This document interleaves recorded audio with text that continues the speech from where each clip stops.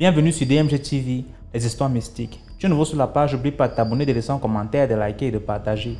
Je vais nous raconter une histoire, il y a un numéro à l'écran, c'est le plus 237 655 81 90 17. Envoie ton histoire par note vocale et on va jouer ici sur YouTube. On poste tous les jours sur YouTube à 12h00. La chaîne YouTube c'est DMG TV. C'est vrai, on a aussi une deuxième chaîne YouTube au nom de DMG TV, histoire mystique exclusive. Donc, tu es libre d'envoyer ton histoire et on va jouer ici. Et tous ceux qui sont connectés, sachez que tous ceux qui envoient les histoires lisent les commentaires. Donc, si vous avez un message pour eux, laissez-le en commentaire. Merci beaucoup. On va déjà commencer. Sachez que ce qu'on fait, c'est pour sensibiliser. N'oubliez jamais de laisser un like. Merci. Donc, première histoire. Bonsoir DMG, comment tu vas? J'espère que tu vas bien.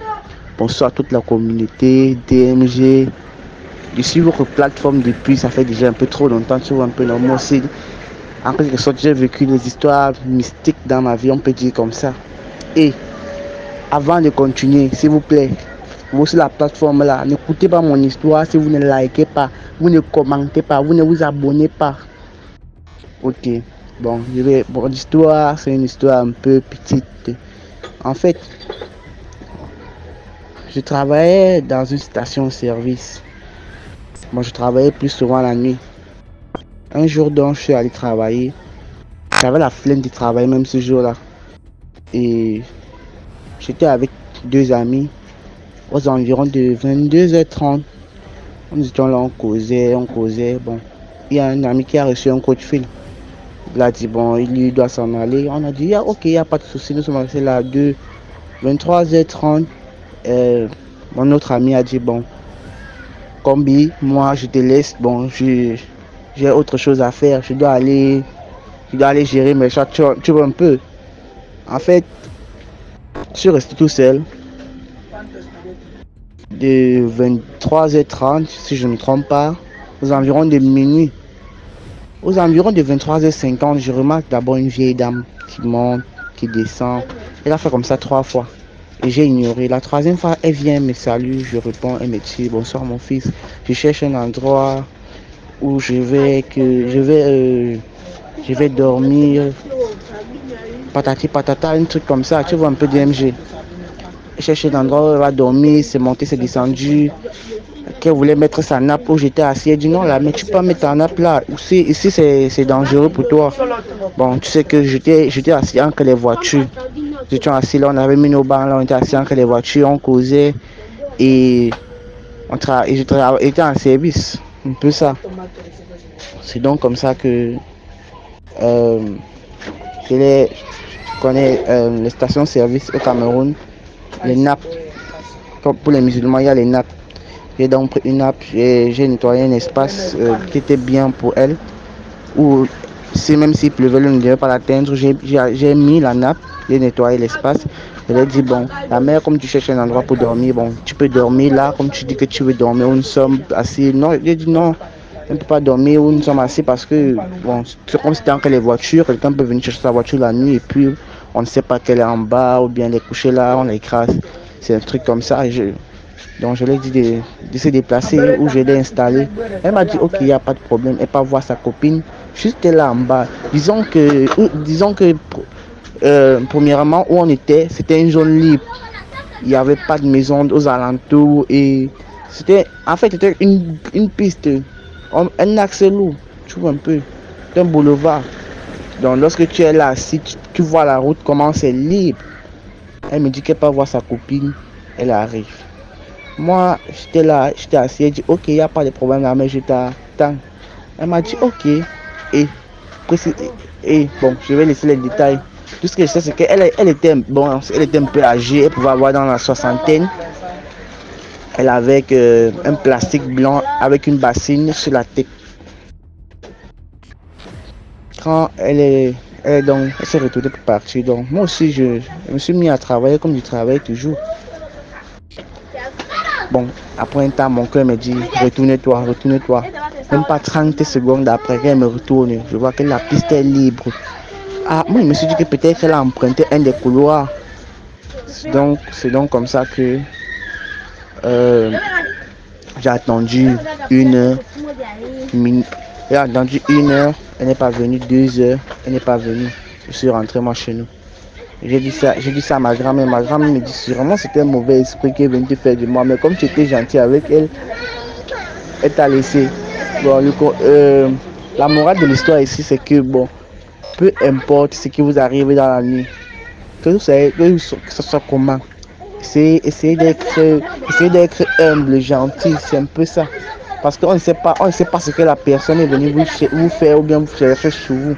Donc, essayez d'être gentil si la personne vous aborde gentiment. Mais si la personne vous fait les trucs pas nets, bon là je peux dire, vous pouvez vous révolter. Bon, c'était ça ma petite histoire. Bon, bonne soirée DMG. Et n'oubliez pas de commenter, de partager, de liker, d'envoyer vos histoires aussi. Envoyez vos histoires. Nous aussi, on veut écouter les histoires des autres. Merci beaucoup pour l'histoire. Là, on va passer à la deuxième histoire. Recevez mes fraternelles et cordiales salutations. C'est le citoyen du monde qui revient encore avec une autre histoire mystique. Je suis également à la recherche des histoires comme une de nos grandes sœurs ici dans le groupe, qui vient généralement avec l'introduction de plus de bénédictions sur nous tous. Vraiment que le Seigneur te glorifie. J'aime beaucoup écouter vos histoires. J'étais dans un pays de la sous-région pour une phase de formation dans le cadre de la force multinationale mixte. Et c'est un de mes frères d'armes qui me racontait l'histoire. Lui, il est dans un pays où le contrôle est parfois très accentué pour les étrangers. Voilà, comme ça, il y a un étranger qui loue un local chez eux, parce que lui, il est natif. Qui loue un local chez eux et dans ce local, ils vendent des téléphones, les portables, les appareils électroménagers et tout. Et leur locataire, c'est un gars de l'Afrique de l'Ouest. Le propriétaire de la dite boutique voulait faire un tour dans son pays natal et il a confié son business à un de ses jeunes frères qui venait à peine d'arriver, dont il était en situation irrégulière. C'est comme ça, la veille du jour du voyage de son grand frère, la police débarque dans la boutique. Les gars demandent les documents et puis son jeune frère qui venait à peine d'arriver, son grand frère explique que de toute façon, il devait lancer la procédure pour qu'il puisse avoir ces documents d'une façon légale, que là maintenant, il n'a pas encore lancé la procédure parce que lui, il venait à peine d'arriver et le grand frère est en train de voyager. Que de toute façon, mais qu'à cela ne tienne, ils peuvent s'arranger à l'amiable. Le policier lui demande une somme de 500 000. Il dit que là, sur place, il peut lui donner 150 000. Le policier lui dit non, qu'il a besoin de 500 000 ou rien. Lui va amener son frère, il va le rapatrier. Il a dit que de toute façon, moi j'ai 100 000 pour vous. Si vous pouvez prendre et puis on n'en parle pas. Je vais voir comment faire ces documents. Le policier a pris les 100 000 francs.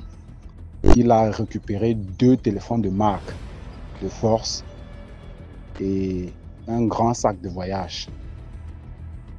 Le propriétaire de la boutique n'était pas agité, il était très tranquille.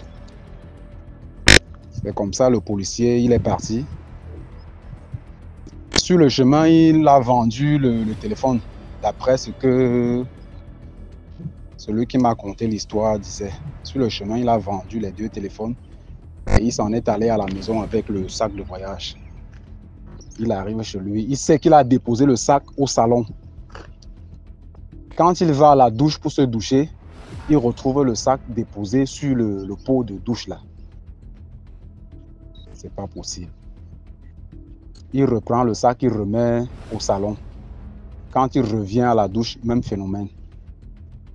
Curieusement, le gars a gardé l'histoire pour lui. Le lendemain, il repart au boulot comme si de rien n'était. Le soir, il revient. Il trouve le sac à la véranda. Pourtant, il savait qu'il a remis le sac au salon quand il sortait. Il retrouve le sac sur la véranda. 2 jours après, le gars a commencé à se sentir mal. Il avait une douleur au niveau de ses plantes de pied.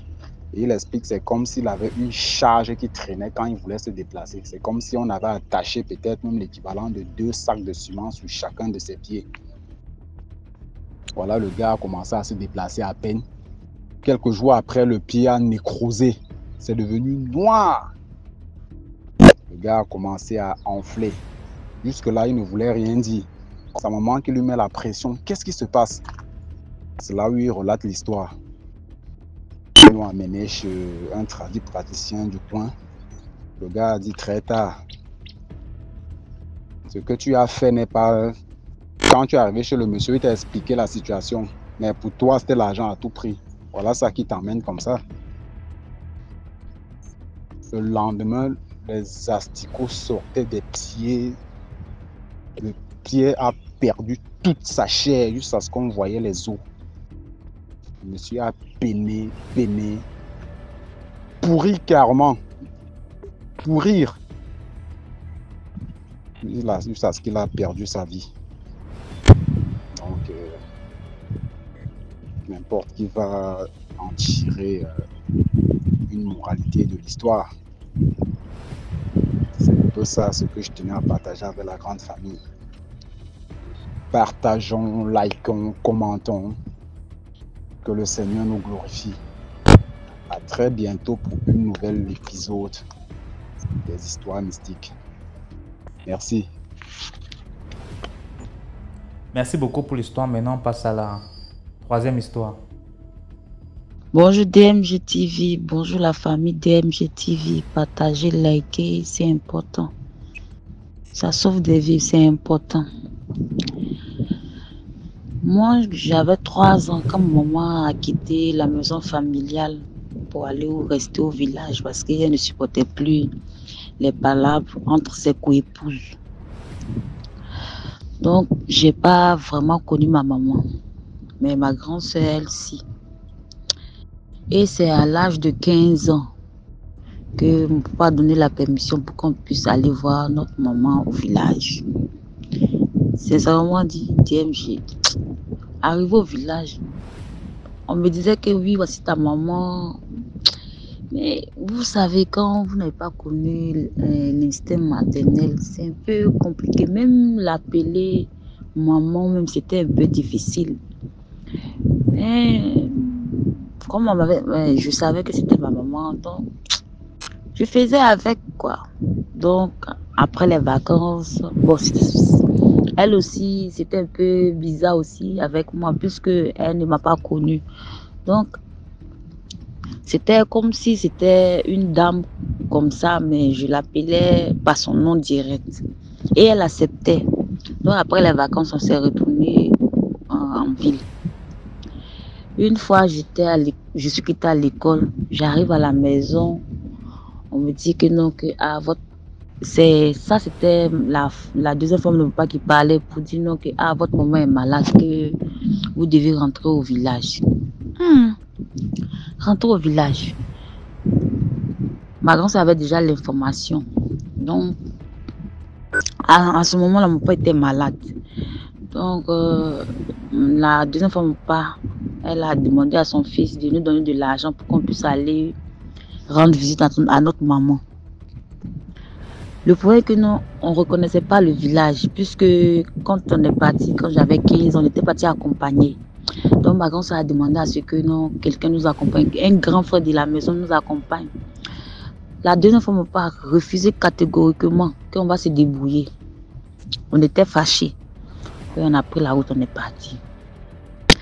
Arrivé, il y a un rond-point. Quand tu veux rentrer dans le village, il y a un rond-point. Arrivé à ce rond-point, c'est un car qui nous prend pour entrer dans le village. Donc, étant dans le car, il y avait d'autres femmes qui étaient dans le car en train de parler, puis en même temps en train de pleurer pour dire et la bonne dame, là, la femme qui était gentille comme ça, et la femme qui s'est débrouillée là, la dame l'a décidé comme ça, puis elle est mal morte. Mais comment ça peut se faire? Une femme qui était battante comme ça, qui n'avait pas de problème avec quelqu'un, la femme est morte comme ça, mal comme ça. Oh, vraiment, pendant ce temps, sa maman même est là, hein.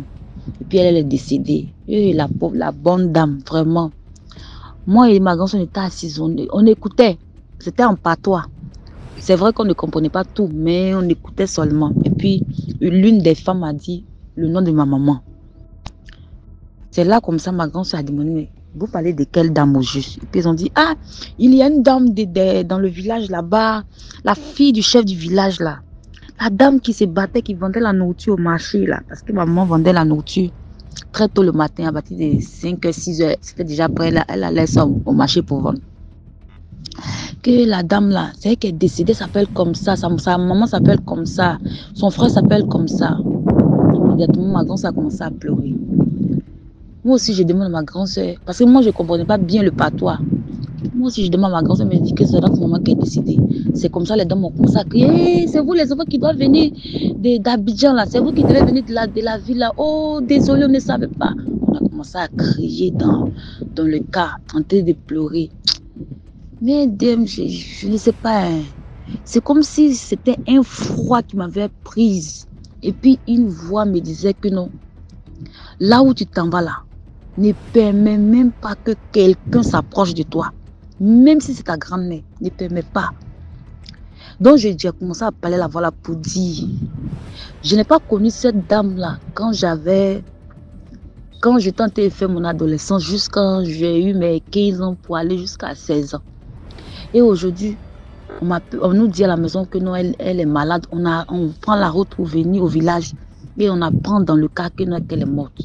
Que celui ou celle qui a contribué à sa mort, moi je m'engage à aller contre eux. La voix là me disait que non. Il faut prendre les choses au calme. Tu connais déjà ta force, tu connais de quoi tu es capable, mais prends les choses au calme. Parce que quand tu vas prendre ça avec la colère, tu ne pourras pas, tu vas mélanger tout le monde. Donc, il faut prendre ça au calme. Arrive d'abord au village. Je vais t'aider. Et la voix me disait que non, exprime ta colère dans les pleurs. J'ai dit DMG. Dans le cas là, je ne comprenais pas. Je ne connaissais pas la dame même. C'est-à-dire, l'amour qu'on dit, l'amour maternel, l'amour, le feeling, rien. Mais DMG, j'ai commencé à pleurer. Pleurer. Ma grand-soeur même s'est tue parce qu'on devait descendre du car et puis marcher. J'ai dit, j'ai commencé à pleurer. Du car jusqu'à arriver au village. Arrivé au village, j'ai cherché la maison qu'on m'avait montrée pour dire c'est sa maison. C'est comme ça, quand je partais vers la maison, je vois ma grand-mère en train de venir avec son bâton. Attrapez-la! Attrapez-la! J'ai dit, DMG. Je me suis arrêtée, je me suis figée d'une manière et j'ai commencé à prier. La dame ne s'est pas approchée. Elle a commencé à dire non. Moi, je ne peux pas m'arrêter devant celle-là. Celle-là, c'est quelqu'un. Hein? C'est quelqu'un. Moi, je ne peux pas m'arrêter devant elle. Hein? C'est déjà vieille. Et vous la venez l'attraper, venez l'attraper. Il dit personne n'a pu s'approcher. Je vais t'arrêter. Je tentais de prier, en train de crier, en train de prier. La voix me disait non, prie doucement. Parce que ceux-là, ils ne sont pas là pour ne rien. Ils veulent voir quelque chose. Donc je pleurais, je priais, je pleurais, je priais. Il dit, même mes tantes, les soeurs de ma maman ne sont même pas approchées de moi. Personne ne pouvait s'approcher de moi. J'ai commencé à marcher doucement. Je suis rentrée dans la maison, comme on m'a dit que c'est la maison de ma maman. Je suis rentrée. J'ai continué à pleurer DMG. Je ne savais pas ce qui m'arrivait, mais je continuais à pleurer jusqu'à... Personne ne pouvait entrer dans la maison. C'est comme si il y avait une chaleur et ça les repoussait. Personne ne pouvait rentrer. Et elle restait dehors, hein, c'est-à-dire les soeurs, plus la maman de ma maman, restait dehors pour dire, hey, aujourd'hui là, où on va dormir aujourd'hui là, où on va dormir. Celle-là, c'est quelqu'un, on n'arrive pas, on n'a pas su la maîtriser depuis l'enfance. C'est pas maintenant, comme elle est devenue comme ça, là, qu'on va pouvoir la maîtriser. Ah, moi, je vais dormir aujourd'hui, hein, je vais dormir dans ma maison aujourd'hui. Hein. C'est comme ça la grand-mère parlait. Moi, je vais dormir dans ma maison aujourd'hui. Faites-la sortir. Qui pouvait me faire sortir? DMJ. Personne ne pouvait. Il y a une de mes cousines. Elle aussi a son histoire. Il y a une de mes cousines. C'est elle seule qui a pu rentrer. Puis m'a dit, calme-toi. Ce n'est pas fini. Il faut te calmer. C'est comme ça que je me suis tue. Mais malgré que je me suis tue là, je continuais toujours de prier. Donc, la fille m'a pris de côté et puis je lui ai demandé, mais comment ma maman est morte? Parce que selon ce que les femmes disaient dans le cas là, qu'elle est mal morte, qu'il faut m'expliquer. C'est comme ça la fille va m'expliquer, je me dis que comme ta maman vendait la nourriture très tôt le matin, aux environs de 4-5 heures, elle sortait pour venir faire la nourriture. Selon ce qu'elles aussi l'ont expliqué, qu'il y avait une vieille qui est venue aux environs de 6 heures du matin. Elle est venue avec son assiette et puis elle a mis une pièce de 50 francs dans l'assiette qu'elle voulait la nourriture.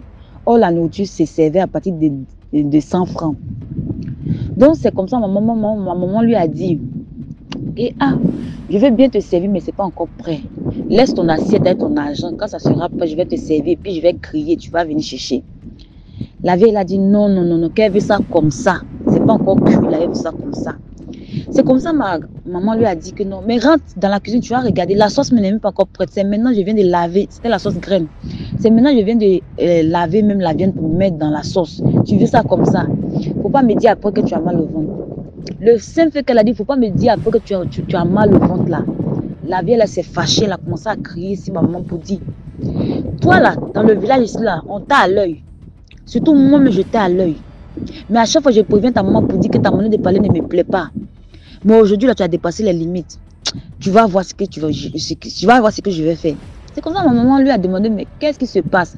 Et pendant que ça s'est passé là, ceux qui ont suivi la scène aux environs de... C'était la rivale de ma grand-mère avec son fils. C'est lui-même qui a expliqué l'histoire parce que ma grand-mère ne voulait pas expliquer.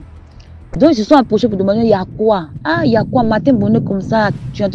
La vieille a été discutée comme ça. Il y a quoi? Faut pas énerver les vieilles là. C'est comme ça que ma maman a expliqué l'histoire pour dire non, que voici ce qui se passe. Donc, la rivale de ma grand-mère avec son fils, on commençait à demander pardon à la vieille là. La vieille a dit que non, elle ne veut pas. Que c'est que le fait que ma maman lui a dit, si tu vas manger, que tu as mal au ventre là, il ne faut pas venir te plaindre ici, que ça ne l'a pas plu. La vieille a pris son assiette, elle c'est 50 francs. En partant, elle a ramassé vous voyez les graines de palme. Quand on finit d'enlever le jus, les déchets là, la vieille a pris quelques déchets là avec les graines. Elle a mis dans son assiette et puis elle a jeté. En partant vers sa maison, elle est revenue. Elle a pris les déchets et puis elle a fait le contour de la cuisine de ma maman. Puis elle a jeté ça sur le toit de la cuisine de ma maman. Et ma maman est sortie pour dire, mais c'est quoi tu as été fabriqué matin là? C'est quoi tu as été fait comme ça? Elle dit, tu vas voir. Ce que tu ne connais pas là, tu vas voir. Puis la femme elle est partie. La rivale de ma grande-mère était témoin. Ma grande-mère était témoin, c'est pas levé, venir se plaindre. Et le fils de la rivale de ma grand-mère était témoin. C'est comme ça qu'ils ont dit à ma maman que non, que de toute façon qu'elle a fait comme ça, là, celui-là, va lui demander pardon. Ma maman a compris que c'était un peu grave, donc elle a commencé à courir derrière la ville. La ville a dit que jamais ne veut rien comprendre. Maman a essayé de s'excuser, elle dit elle ne veut. Quand ma maman s'est mise en genou, elle dit elle ne veut pas. Que c'est ma maman qui a dit la phrase là, non. Elle va voir la même phrase là. Elle va voir la même phrase là. La phrase qu'elle a dite là, elle va voir. Donc ma maman s'est retournée. DMG, on dit seulement qu'en 3 jours, ma maman a commencé à s'enfler comme un éléphant.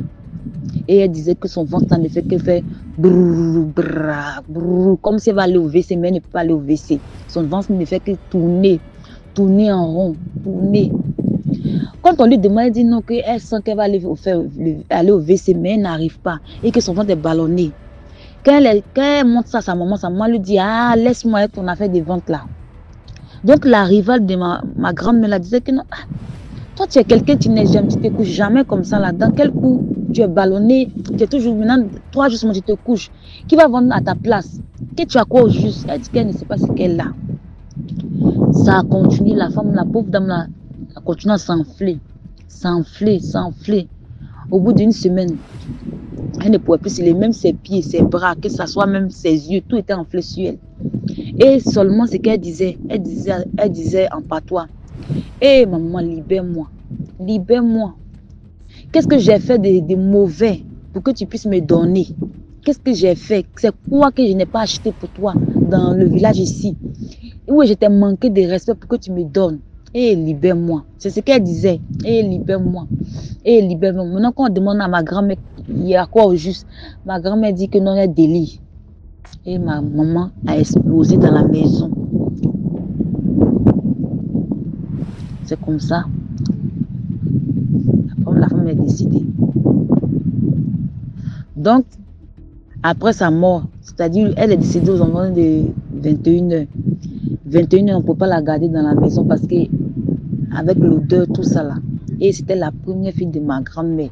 Chez nous, toutes les personnes qui décèdent, qui sont premiers dans une famille, on va enterrer ça rapidement. Donc c'est comme ça qu'ils ont pris le corps de ma maman. Ils sont allés enterrer ça directement.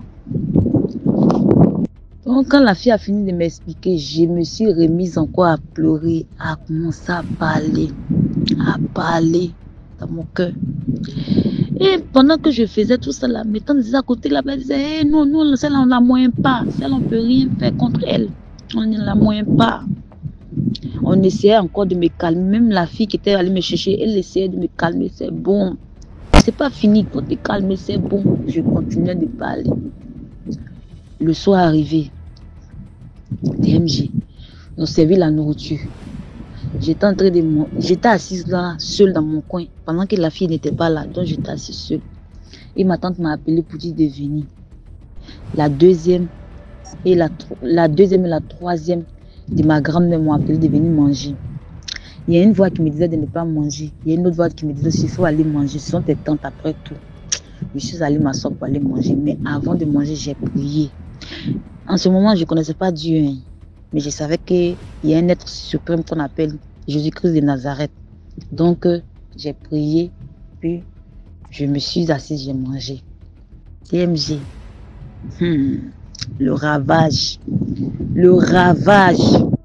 Je te dis, le ravage. Un mois jour pour jour. Un mois jour pour jour. Selon les paroles que j'ai données dans mon cœur. Que personne n'a entendu. C'est à toi-même j'ai dit. C'est comme ça. Elles sont tombées comme des mouches. La deuxième fille de ma grande-mère, c'est-à-dire la petite soeur de ma maman, elle était garde pénitentiaire, genre militaire. On ne sait pas ce qu'elle a eu. On dit qu'elle est venue partir au travail un matin et là-bas elle est tombée, elle est décédée. Elle n'était même pas malade, rien qu'elle est décédée. DMG. Voici moi je suis à la maison. Mon téléphone ne fait que sonner. Mon téléphone ne fait que sonner. Un temps avant ça, j'avais fait un rêve.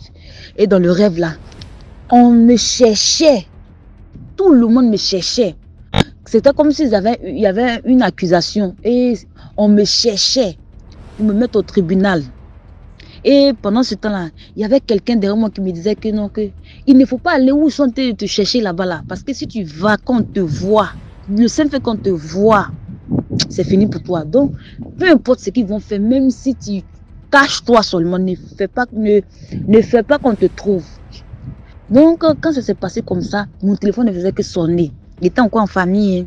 Mon téléphone ne faisait que sonner. C'est comme ça, comme je ne décrochais pas là.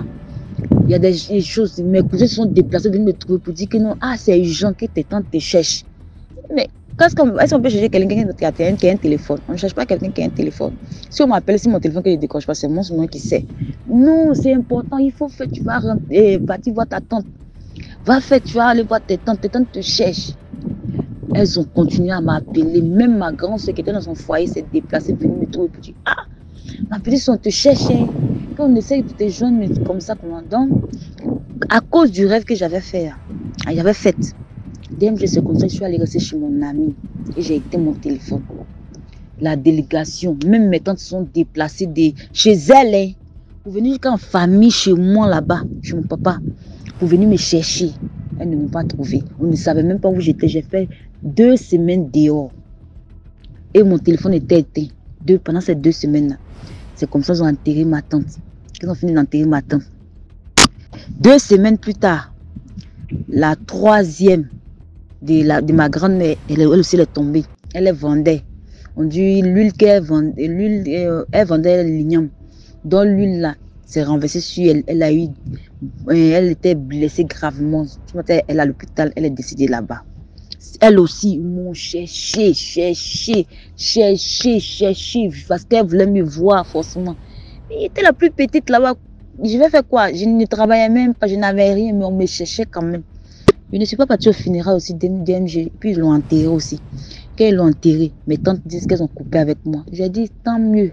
Parce que déjà même, je n'ai pas connu ma maman. C'est pas vous là, je vais connaître. C'est vrai. Ce que j'ai dit n'est pas bien. Mais à un niveau de la vie là, mieux faut éviter ta famille. Parce que si tu vois que non, tes ennemis sont dans ta famille là, mieux. Faut t'éloigner d'eux un peu. Donc c'était l'histoire TMG de la mort de ma maman.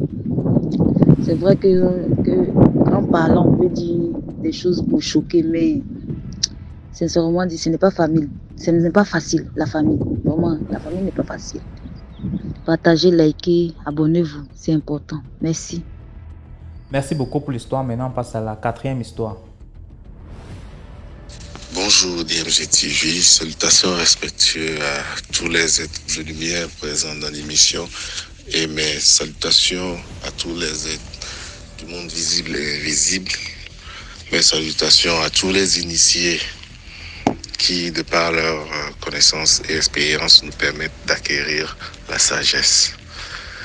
Merci pour tous les participants qui ne cessent de nous raconter des histoires édifiantes. Ok.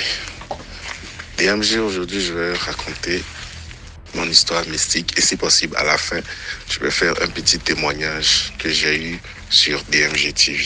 Ce qui m'avait poussé à passer le message de la dernière fois. Ok. Si nous avons décidé ici d'appeler les sorciers ninja comme pseudonyme, c'est que l'histoire du petit que je vais te raconter, on va l'appeler un samouraï. Bon, l'histoire se passe dans mon pays d'origine, au centre, dans la ville du centre du pays. Donc, j'étais allé là-bas pour mes études, la suite de mes études, après le décès de mon papa. Et dans mon quartier, il y avait une école évangélique. Les écoles dans les églises, les écoles que les églises missionnaires arrivent et puis créent dans les villages. Voilà. Donc c'était une église et une école comme ça. Et c'était un matin dans une classe de cours élémentaire 1 quand le maître était en train de passer son cours, il remarque 3 enfants dans le fond de la classe qui se disputaient au point où un avait commencé même à pleurer. Et il demande aux enfants de venir devant et de dire qu'est-ce qui se passe avec eux, de venir l'expliquer ce qui se passait. Sauf que après hésitation entre les 3 qui ne voulaient pas parler, qui devaient parler, et celui qui pleurait a pris la parole en disant comme quoi s'il pleure, c'est parce que notre samouraï, celui que nous appelons le samouraï de l'histoire, avait pour objectif de tuer lui, sa maman. Et il n'était pas d'accord. Et c'est ça qui était l'objet de leur dispute au point où il pleurait. Le maître n'avait rien compris et ne pouvant pas gérer, a envoyé cette histoire devant le directeur de l'école qui, lui, maintenant, a fait regrouper tous les profs et ils ont décidé de faire venir un ganga qui allait gérer la situation et mieux éclaircir sur les sujets parce que dans la même période, ils avaient eu plusieurs décès d'élèves comme d'enseignants. Et la question se posait déjà, mais qu'est-ce qui se passe? Et voilà que ce sujet sort et au cours de tout ce processus où le Nganga est arrivé, il a commencé par travailler sur eux, comme on le dit, avec des châtiments spirituels. Les enfants ont commencé par parler. Et c'était eux qui étaient à la base des décès qui sont survenus dans l'école pendant cette période. Et le fait que celui-ci pleurait, c'était parce que c'était son tour de donner et il ne voulait pas donner sa maman. Parce que c'est à lui, c'est sa maman qu'on l'avait demandé. Et en vrai, c'est le samouraï qui avait initié ses deux collègues de classe. Donc, il était le chef et les deux étaient ses collaborateurs ou ses serviteurs que lui-même a initiés. Voilà. Donc, le sujet débattu, ils ont essayé un tant soit peu d'abord de libérer ceux qui étaient captifs parce qu'ils ont utilisé, il y avait un arbre dans l'école qu'ils ont utilisé comme les zones de réunion. C'était là où ils se retrouvaient la nuit, ils faisaient tout ce qu'ils devaient faire. Et on est allé libérer les autres élèves qui étaient sur la liste et les profs, les enseignants qui étaient sur la liste.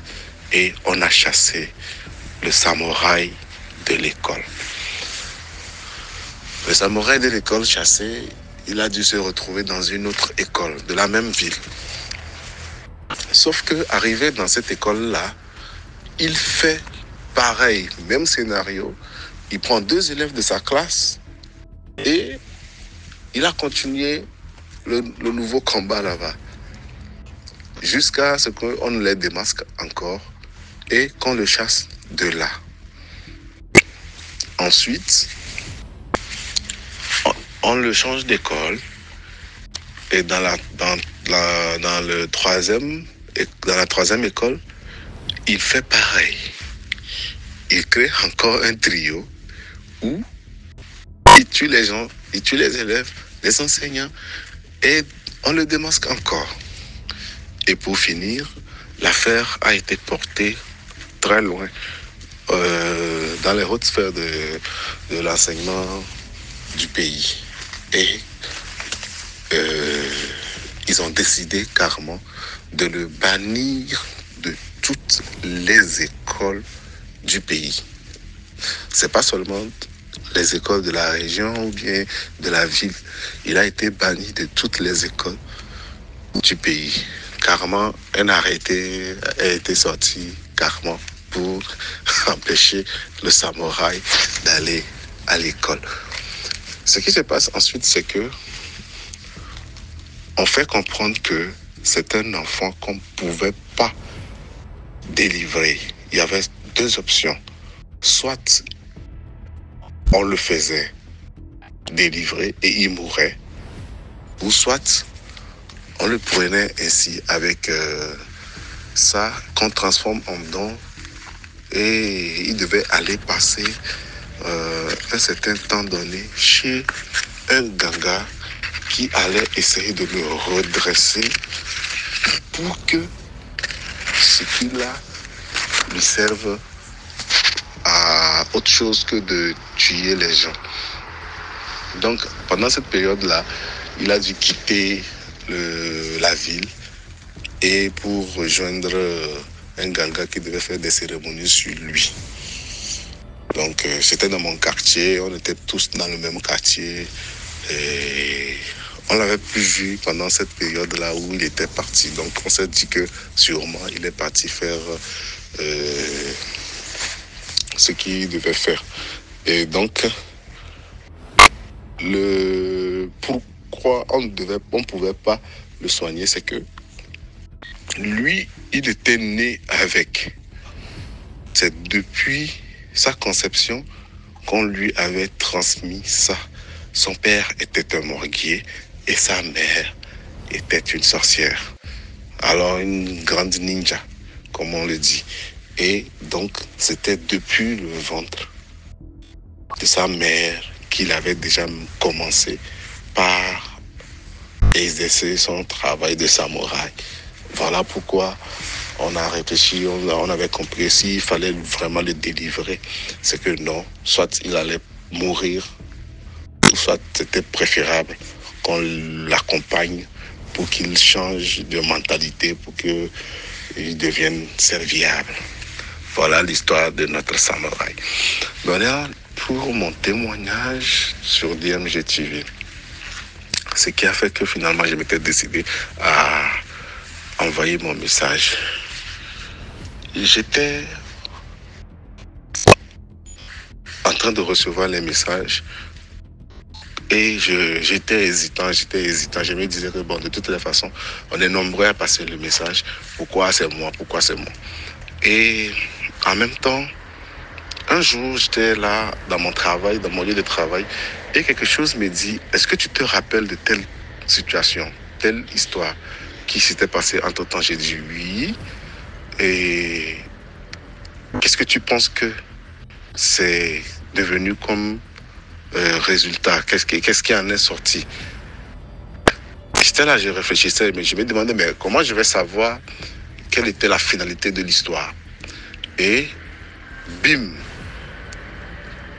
J'ai ouvert mon YouTube, j'écoute DMG TV et la maman qui raconte des histoires, celle qui est en Turquie, je crois, a révélé les questions que je me posais sur cette histoire. Elle a raconté exactement l'histoire et m'a donné les éclaircissements que je me posais comme question. Et en même temps, le message revient et me dit, tu vois, quand tu es connecté et que tu écoutes, c'est qu'il y a une symbiose qui se passe. Donc, aujourd'hui, le message que je passe, c'est que lorsque vous écoutez les histoires, s'il vous plaît, prenez juste une seconde et faites de bonnes intentions envers ces personnes qui passent à travers les histoires qui les dérangent. Ou soit, si ceux qui peuvent, faites une courte prière pour ces personnes-là. C'est déjà beaucoup, c'est déjà grand.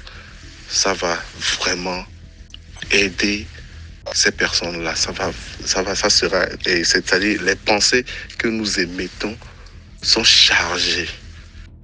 Donc, s'il vous plaît, quand vous venez sur DMG, venez avec un cœur pur. Écoutez et faites des petites prières à ceux qui passent les histoires. Désolé DMG, j'ai dû dépasser un peu les 10 minutes. Donc, j'espère que ça va pas trop gêner. Merci beaucoup. C'était la voix du Fils d'Afrique. À la prochaine pour une autre histoire. Merci beaucoup pour l'histoire. Maintenant, on passe à la 5e histoire. Bonjour DMG TV, bonjour la famille DMG TV. Partagez, likez, abonnez-vous. C'est important. Vraiment DMG, merci. Tu peux pas imaginer quand tu te confies et puis tu vois que d'autres personnes à travers ton histoire se retrouvent. C'est comme un coffre fort qu'on avait gardé en soi qui se brise petit à petit. Vraiment merci. Puis en même temps, c'est une libération. Je peux pas imaginer. Vraiment merci DMG. Merci beaucoup pour tout ce que tu fais. C'est vrai que ce sont des voices qu'on laisse, mais à travers ces voices-là, c'est un passage, ce sont des passages de notre vie qu'on explique. On n'a pas demandé à ce que ça nous arrive, mais c'est arrivé. Et si on se confie, c'est pour édifier. Et à travers nous, d'autres personnes aussi vont faire attention. Méfions-nous. Même que ce soit de notre famille, méfions-nous. Parce que le mal n'est jamais loin. Donc, DMG TV.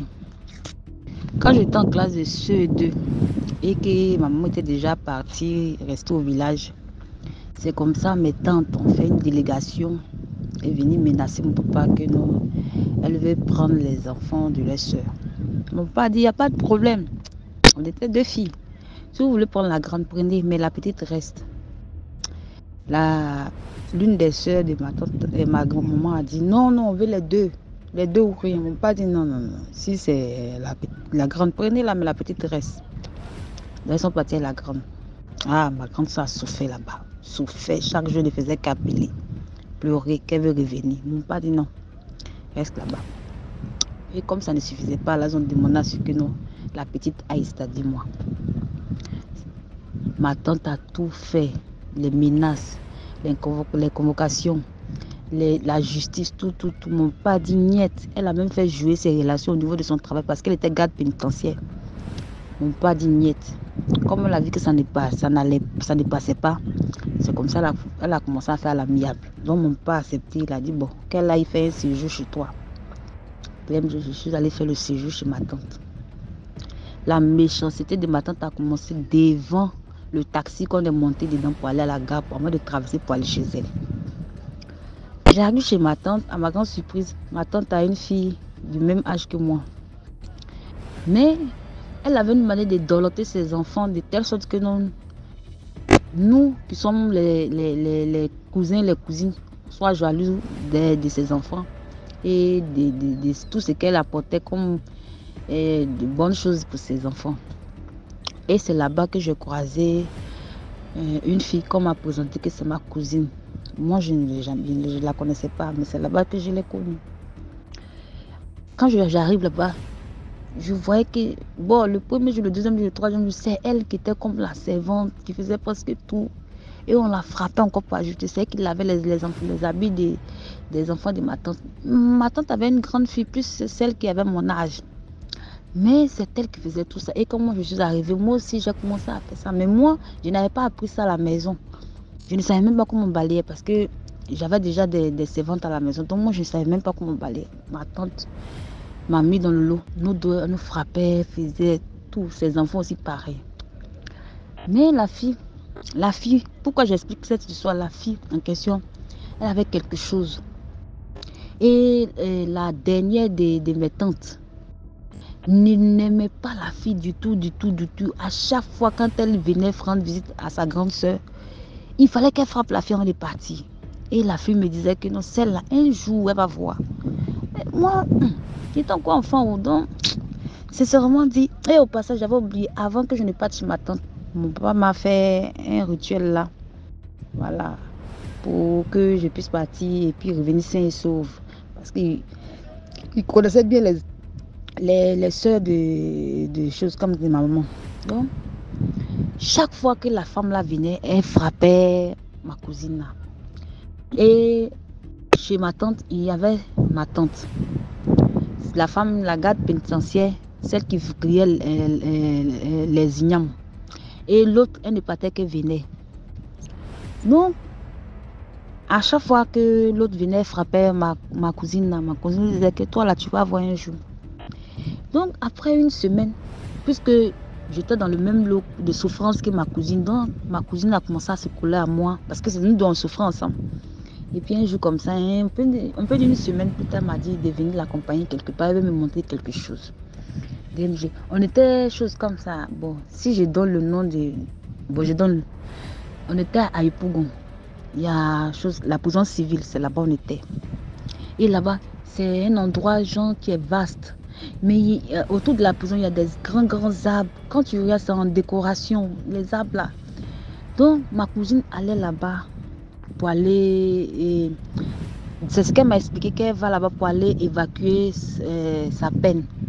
Que quand elle va là-bas, elle va se soulager. Donc, si je vois que non, que ma tante me maltraite, que je souffre trop, de venir avec elle, elle va me montrer quelque chose. Et puis on est parti. DMG. Bon, elle n'a pas dit directement, mais elle m'a expliqué et puis elle a dessiné sur le sol.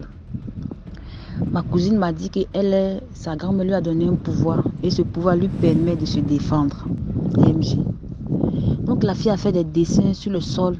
Elle a parlé en langue parce que moi je ne comprenais pas bien le patois, comme j'ai dit dans l'histoire de la mort de ma maman. Donc je ne comprenais pas bien. Donc la fille elle a parlé sur les dessins là. Et puis le vent a commencé à souffler. Le vent a commencé à souffler. Et puis elle m'a demandé est-ce que je veux voir la pluie. Je lui ai dit voir la pluie. Comme elle dit que si je veux voir la pluie, elle va me montrer la pluie. Je lui ai dit bon, c'était le truc d'enfant, je ne croyais pas. Je lui ai dit ok, fais-moi voir la pluie. La fille a fait venir la pluie. DMG. La pluie est venue. C'était le truc d'enfant, hein. Mais DMG, vraiment, quand tu es enfant, tu es enfant. C'est comme si j'avais retenu les paroles et les dessins que la fille faisait. J'allais dire que non, moi aussi je sais faire venir la pluie et le vent. La fille a fait venir la pluie et le vent. Et quand j'ai commencé à dire, non, c'est pas toi qui as fait, c'est pas toi, la fille m'a dit, c'est elle. Que si tu ne me crois pas, je vais arrêter. Elle a arrêté la pluie. Et elle m'a dit de ne pas dire à quelqu'un, que ça reste entre moi et elle. Bon, c'était le truc des enfants, donc moi, j'ai pas considéré, on est rentré à la maison. La dame, notre tante qui vendait les ignobles, là, nous fatiguait DMG. Oh non, on ne pouvait pas dormir. On s'est réveillé à 3 heures pour peler les ignobles, pour faire descendre les bagages. Tout, c'était nous. Et rester auprès du feu le temps qu'elle aille chercher le poisson, quoi. Tout, c'était les problèmes DMG. Des enfants qui étaient venus en congé. Des enfants qui étaient venus en congé. On est devenus des trucs. Donc, ma cousine a dit que non, ma cousine n'aimait pas. Sincèrement, la fatigue était trop. Non? Toutes les fois que ma tante là devait griller les ignobles, ma cousine faisait venir la pluie, DMG. Et la pluie là, quand ça commençait, tant que ça n'a pas gâté les trucs de ma tante, mélanger tout là, ma cousine ne laissait pas. Au début, je prenais ça comme de la blague parce que moi aussi je souffrais trop. Donc quand elle faisait ça, ça me plaisait.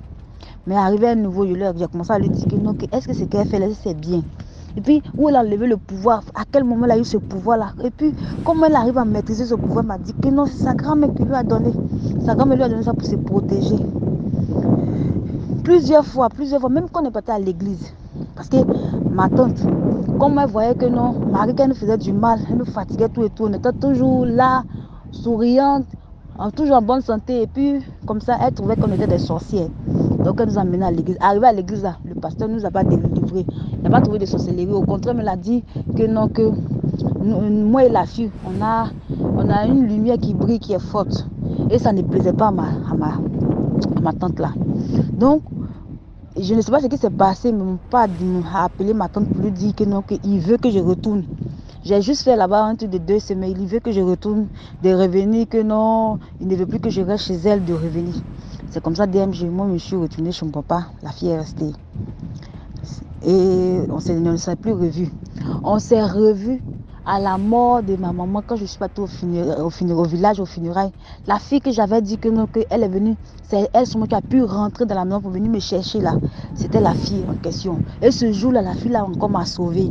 Parce que ils avaient tellement que ma grand-mère et ses filles n'arrivaient pas à rentrer dans la maison. Elles avaient envoyé un enfant de 6 ans de venir me faire à tout, une accolade.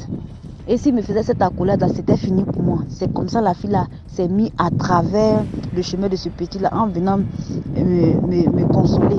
Quand elle m'a fait sortir de la maison, puis on est sorti dehors en train d'expliquer comment maman est décédée. C'est comme ça, la fille m'a sauvé. Elle a arrêté ce dernier en lui disant que non, qu'il aille loin avec sa sorcellerie là, que ce n'est plus à son niveau, que s'il continue, il sera brûlé. C'était la deuxième fois que j'ai vu cette fille là, jusqu'à aujourd'hui je te parle, que j'ai 39 ans, je ne l'ai plus revue. Aux dernières nouvelles, elle m'a dit qu'elle est devenue une grande prophétesse aux États-Unis. C'est comme ça, on ne s'est plus revus. Mais je savais que non, étant petit, j'avais une cousine qui pouvait appeler le vent et qui pouvait appeler la pluie, avec les dessins sur le sol, avec des paroles en patois. Donc, chacun de nous a ses dons, chacun de nous a ses pouvoirs. Mais ça dépend de la manière qu'on utilise. Je ne peux pas dire qu'elle était une sorcière parce que moi-même aussi là, comme DM, je t'ai expliqué, j'ai cherché ça.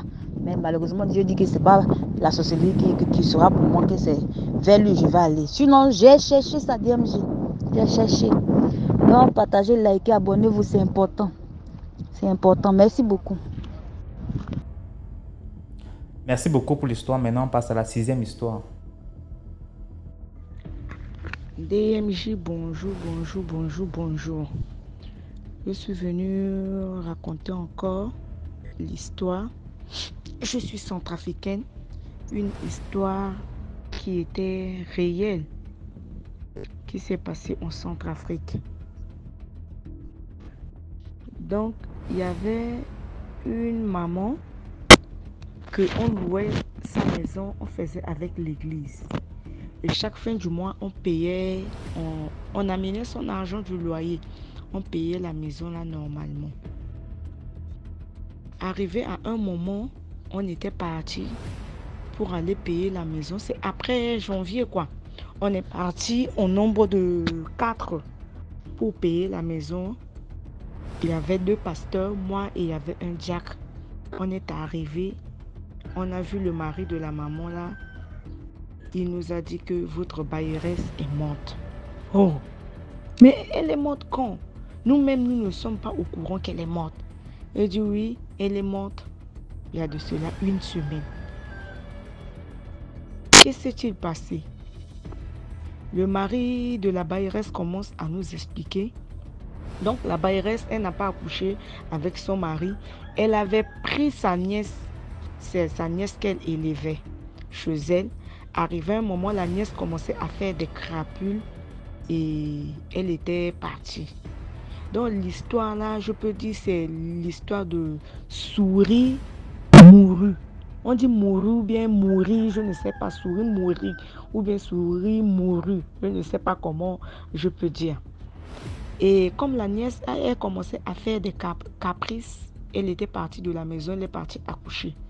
Et comme elle souffrait là-bas, sa tante a dit non, tellement qu'elle souffre, il fallait qu'elle revienne à la maison. Donc il y avait que sa nièce, avec la dame là et son mari qui étaient là dans la maison. Tellement qu'il y avait beaucoup de souris dans la maison. La nièce a dit non, il y a trop de souris dans la maison là. Elle est partie acheter les remèdes des souris mourues là. Elle est partie, elle a acheté ça, elle est venue, elle a préparé avec la nourriture bien, elle a jeté ça dans les coins de la maison. Maintenant, les souris sont venues, les souris ont mangé ça, les souris étaient mortes. Et arrivé maintenant le matin, la maman là s'est réveillée. Et dès qu'elle s'est réveillée, c'était un samedi. Elle s'est réveillée, elle constatait qu'il y avait les souris qui étaient mortes dans la maison. Et elle commençait à ramasser les souris. Elle ramassait 1, 2, 3, 4. C'est ce que son mari nous expliquait. Hein. Elle ramasse les souris là, 1, 2, 3, 4. Elle est partie jeter ça dehors. Parce qu'elle avait la table qu'elle vendait à la maison. Elle jetait ça sous la table là.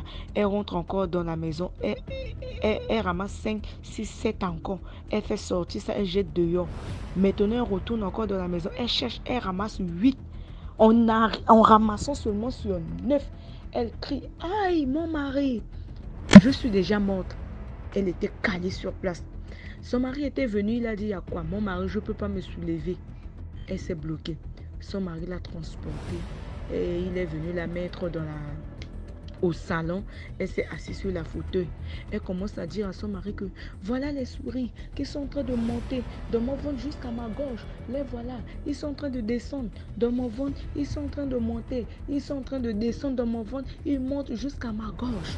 Le mari a dit, ah, c'est pas vrai ça. Donc ils étaient là. Arrivé dans les après-midi, la femme a dit que faites-moi, elle a demandé à sa fille là de lui faire les potages. Je ne sais pas si vous connaissez les potages là. On mélange chez nous, tu prends l'arachide, la pâte d'arachide. Donc, bon, en tout cas, tu piles d'abord l'arachide, tu n'écrases pas, tu piles seulement l'arachide, tu piles l'arachide, tu mets dans l'eau, tu mets les taros, les bananes, les patates, tu mélanges ça quoi. Voilà. Et puis tu bois ça comme ça bien. Chez nous, on fait ça comme ça. Donc sa fille là lui a fait ça. Maintenant, comme elle était seulement avec son mari, deux. Maintenant, la fille a servi pour qu'elle boive avec son mari. La dame là ne pouvait plus boire ça. Le mari aussi, il était découragé. Lui aussi, il n'a pas bu. Arrivé maintenant vers les 20 heures, la femme a dit mettez-moi de l'eau à la douche, je ne peux pas me laver. Sa fille lui a mis de l'eau à la douche. Elle est partie pour se laver avec son mari. Elle n'arrivait pas à se laver avec son mari. Ils se sont retournés dans la chambre pour dormir. Arrivée à 23 heures, elle commence à confesser avec son mari. Je ne sais pas. Elle confessait, c'est ce que le mari a dit. Elle confessait. Arrivé un moment, elle a dit à son mari que voici mes ennemis qui sont là-bas sur les toits là. Tu regardes au coin de la maison là-bas en haut là. Voici mes ennemis qui sont là-bas. L'homme voulait soulever ses yeux pour regarder. Il a vu, ah, ce sont les souris qui sont là. Il a vu les souris. Et arrivé vers les 1h du matin, la dame là était décédée. Non, c'était pas encore ça. Le même jour là, dans la journée, le mari, parce que c'était un samedi, dans le dimanche matin, le mari a appelé le pasteur. Son pasteur est venu pour prier avec elle. Lorsque le pasteur était assis, parce qu'on a mis le matelas au salon, elle dormait, elle couchait là-dedans, le pasteur était sur la fauteuil. Et quand le pasteur priait, il a fini de prier. Il y a un souris qui s'est levé, qui venait de la chambre. Il a tourné au côté du matelas, arrivé au niveau du pasteur. Il a fui. Cette souris est partie rentrer encore dans la chambre. C'est maintenant arrivé le soir que la dame dit à son mari que voici mes ennemis qui sont là-bas. Voici mes ennemis. L'homme voulait regarder, ce sont les souris qui sont là-bas. Arrivé vers les 1h du matin, la dame là était morte. Quand elle était morte, maintenant à 6h, ils ont amené une voiture pour prendre la dame là pour aller la mettre à la morgue. Voici que lorsqu'on transportait la dame pour mettre dans le véhicule, il y a un autre souris qui a quitté la chambre, qui est venu jusqu'à la porte du salon ici. Il a soulevé ses 2 mains. Il a fait les gestes de au revoir. Il a fait les gestes de au revoir. Et quand ils ont parti avec le corps, souris est retourné dans la maison. Et ça n'a même pas duré, ça n'a même pas fait 1 mois. Et le mari de la dame là aussi était mort. Voici l'histoire que je suis venue expliquer. Je ne sais pas si on dit souris mourue ou bien souris mourue. Donc le deuil est vraiment compliqué. Avec les souris qu'on voit tout dans la maison là. Ce sont des gens. Merci. Merci. Voilà, c'était tout pour aujourd'hui. J'espère que vous avez aimé la vidéo. Connectez-vous sur la deuxième chaîne YouTube à 15h00 pour une nouvelle histoire. Merci. Portez-vous bien. Passez une très bonne soirée. Voilà. Ciao. À demain à 12h pour une nouvelle vidéo d'Histoire mystique.